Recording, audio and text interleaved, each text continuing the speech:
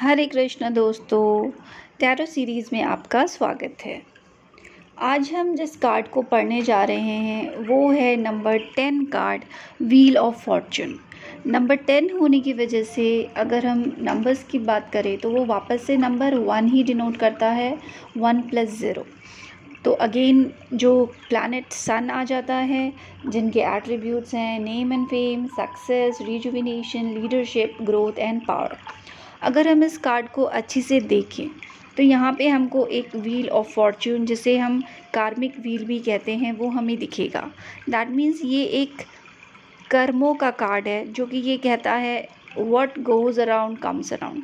एक व्हील है जो घूमते रहता है, जो हम करते हैं वही लौट के वापस आता है। वही ये कार्ड हमें मैसेज देता है।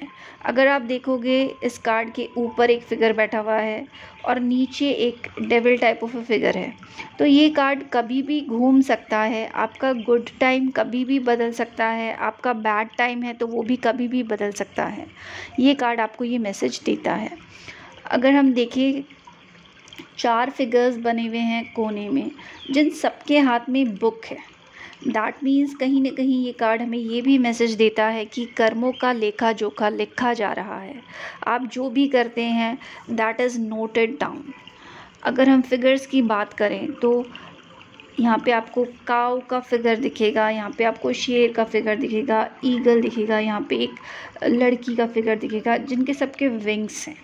तो ये कार्ड ये भी कहता है कि किसी भी काम को करने के लिए अगर आपको बटरिंग करनी पड़ रही है तो वो भी आप करिए, बिकॉज़ आपको व्हील ऑफ फॉर्चून अपने फेवर में लाना है। अगर आपको पावर कहीं पे यूज़ करना पड़ रहा है वो भी करिए।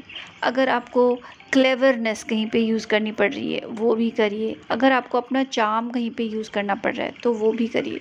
बट याद रखिएगा, everything will be noted down.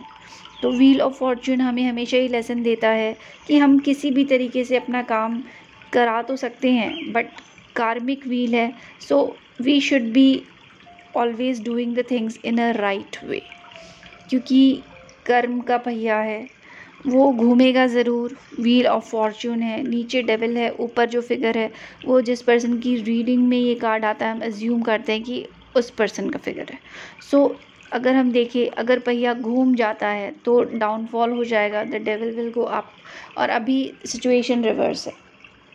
So this card अगर किसी रीडिंग में आता है, it's a positive card, because background green है, कलर्स ब्राइट हैं।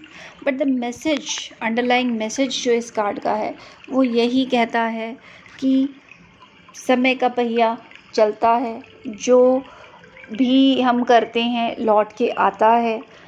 अपना काम निकालना हमें आना चाहिए किसी भी तरीके से, but then it should be in a good way, in a positive way, in a overall अगर हम अच्छे तरीके से कर पाएँ, so that is always advisable.